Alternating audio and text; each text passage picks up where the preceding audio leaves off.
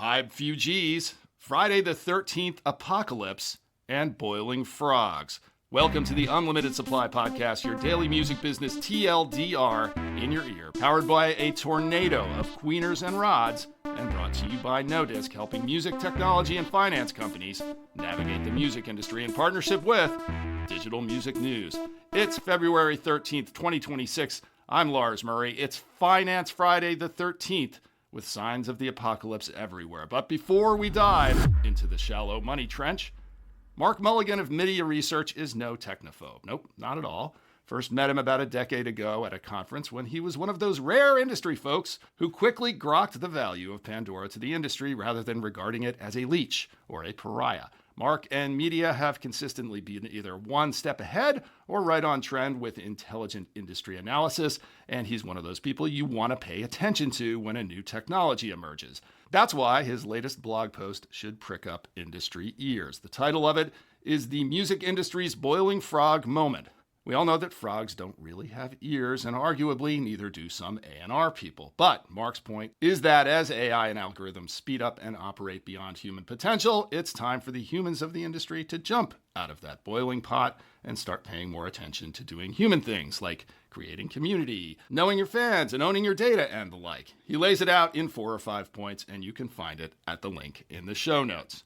Maybe the biggest story of a very eventful Friday the 13th is Universal Music Group's acquisition of Downtown Music. It's been approved in the EU, affirming the worst fears of the indie community. It means that Downtown will now be part of the Virgin Music Group, and the deal further blurs the line between major and indie. As expected, the required investment of Curve royalty systems is going ahead. This is very fresh. There will be more reactions. More on this next week. And the other Friday the 13th sign of the apocalypse over in Polestar. Ariel King did a deep dive on the turmoil over at Wasserman as Wasserman head Casey Wasserman tries to live down his interactions with Jeffrey Epstein's henchwoman, Ghislaine Maxwell.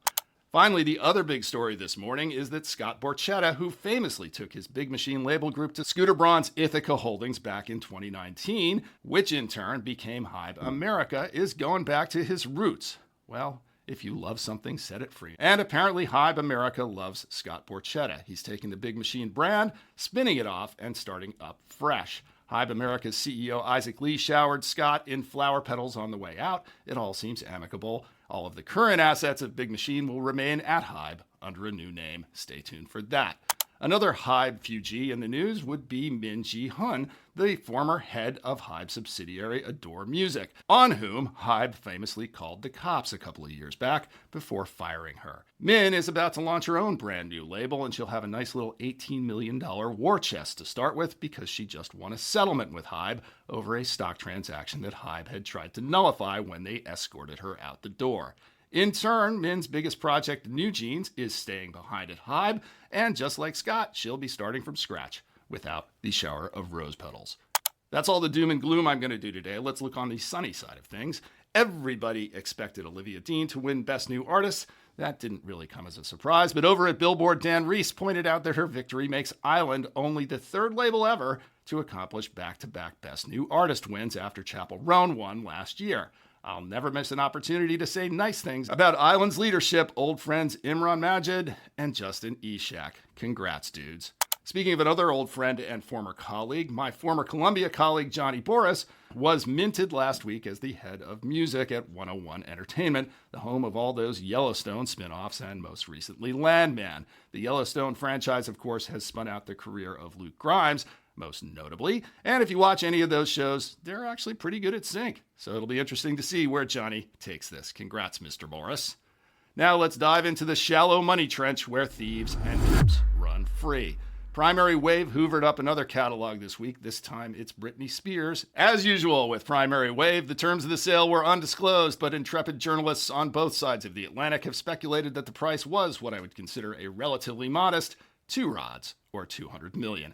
It was basically covered everywhere, but we're going to point you to The Independent, where this transaction is framed as a sign of the music industry apocalypse. It is Friday the 13th. James Moore had the coverage. Also a lot of noise around old friend Olivier Chastan's Iconoclast, home of the Tony Bennett catalog and other gems, including Marianne Faithfull.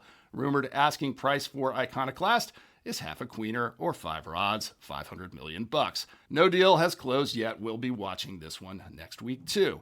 And we're smack in the middle of earnings season. Let's take it to East Asia. Both K-pop giants SM and Hybe reported their earnings this week. Good news over at SM with $219 million, their best quarter ever. James Hanley had the details over at Music Business Worldwide. On its part, Hybe had a record year of earnings, $1.86 billion with a B, but that came with a lot of expenses, and Hybe's operating profit was down 73% year over year. Murray Stassen had that story at Music Business Worldwide. Also close to the international dateline, NetEase Music, the biggest independent music distributor in China, get to know them, had its earnings report with subscription revenues up 13% year over year to about $715 million for the full fiscal. And while NetEase may look a lot like a DistroKid or a TuneCore, it also has a distribution deal with Universal Music for China. The very busy Murray Stassen has the details. Is there room in the market for another generative AI music platform to go along with Suno and Udio? Well, I guess we're about to find out, because Mozart AI, which is pursuing the workstation model, announced a $6 million raise.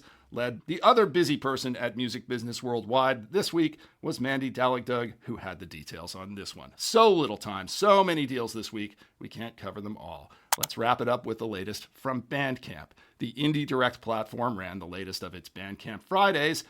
And as Ashley King reported in Digital Music News last Friday, the first Bandcamp Friday of 2026 raised a quote, whopping $3.6 million in direct support for independent artists and labels in just 24 hours. Now, with all respect to the mission of Bandcamp, I am a frequent critic, not of their mission, but of their execution. We as an industry can and must do better than $3.6 million in a day a few times a year for the entire Bandcamp roster. $3.6 million may sound like a lot of money to you, but to put it in perspective, it's a fraction of a single stadium show receipts for a top artist. It's tempting to wag my finger like Dr. Evil when I say $3.6 million for Bandcamp again. But with all respect to the hardworking independent artists and the hardworking worker bees over at Bandcamp industry, we must do better. Is this what we are settling for? And that's about it for Finance Friday. Support for Unlimited Supply is provided by Qobuz. Have you been thinking about switching your music streaming service away from the big tech behemoths? I sure have. Well, if you're thinking about switching, or maybe if you haven't thought about it before, you should be switching to Qobuz. Qobuz is the music service for the serious music fan. Qobuz features nothing but music, no podcasts or other distractions. And Qobuz has high-res, lossless audio for the highest quality sound. Even after 30 years of not wearing earplugs at rock shows, I can hear the difference. The other thing Qobuz has is actual human curation. For you, that means actual music discovery and not just an algorithmic feed regurgitating what the machine thinks you want. True music fans agree that Qobuz is the music service for them. Visit Qobuz.com/supply. That's QOBUZ.com/supply right now to sign up for a free trial. There's a link in the show notes. Our Unlimited Supply song of the week comes from the Brooklyn band Ista. The song is Gods in Heat. Check it out at the Unlimited Supply playlist on Spotify and Amazon Music and turn it up loud. If you like what you hear, please hit that follow button wherever you get your pods. I live for your praise and encouragement in person, but it helps a lot more if you drop us a rating and or a review on Apple Podcasts, YouTube, or Spotify, and tell a friend or three, preferably 21 times, because according to marketing whiz Susie Schultz, it now takes not 5, but 21 times for anything to sink in. Links are in the show notes, but you can also visit unlimitedsupplypod.com to sign up for our newsletter, to tell us what you think about the show, to suggest feature ideas, to feed us info, to feed us lunch, to call us out on our dubious assertions, and to tell us what we're missing out on. In the words of the great philosopher Eduardo Rivadavia, don't let your short-term greed get in the way of your long-term greed. And remember always, in this business, no conflict means no interest. I'm off Monday. See you Tuesday.